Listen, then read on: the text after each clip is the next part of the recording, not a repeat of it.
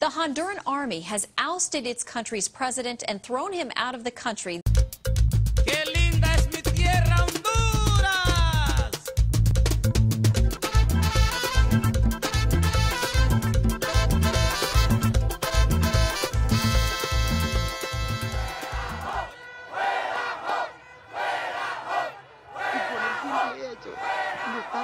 For the first time we had a president, a great president who was defending the poor, and simply because he was defending our cause, he was kidnapped this morning, and I weep these tears of indignation. In 2009, President Zelaya was ousted by a military coup backed by the Obama administration.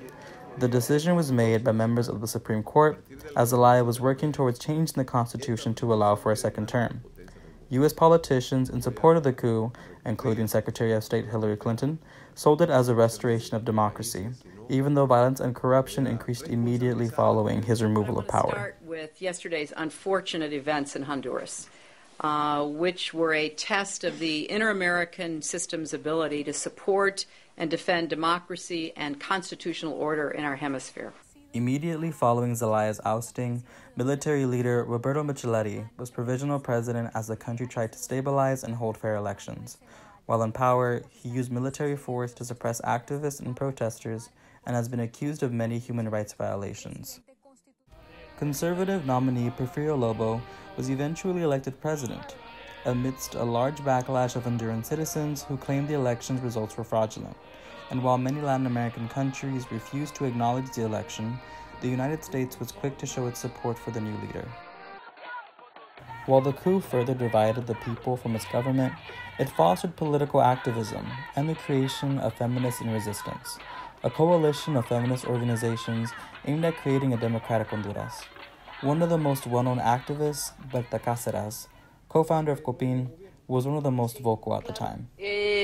La continuación de que va a ser Pepe Lobo es de golpismo, es de represión. Nosotros sabemos, el pueblo hondureño sabe quién es Porfirio Pepe Lobo.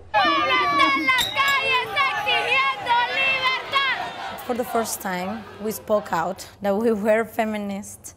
We actually were feminists in resistance because all the movement was called the resistance against the coup. La gran mayoría de cientos de miles de mujeres, o sea, de los que estaban en esas marchas, éramos las mujeres.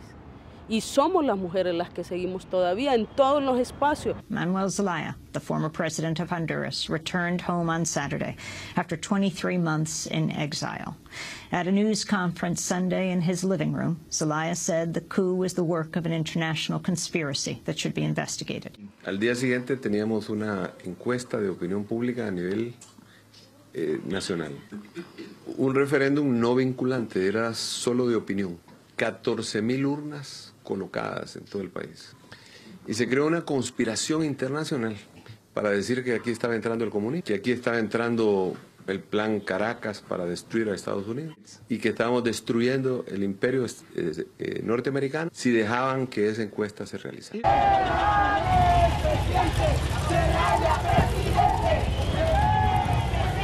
I, Juan Orlando Hernandez, will do whatever I must to recover peace and tranquility for my people. Following Lobo's presidency, Juan Hernandez taking office was met with a large wave of protests by Honduran people. His term was plagued by a $200 million corruption scandal and his continued use of military force to suppress political activists. Estas son actas violentadas, son actas que no tienen firma de los representantes en las mesas.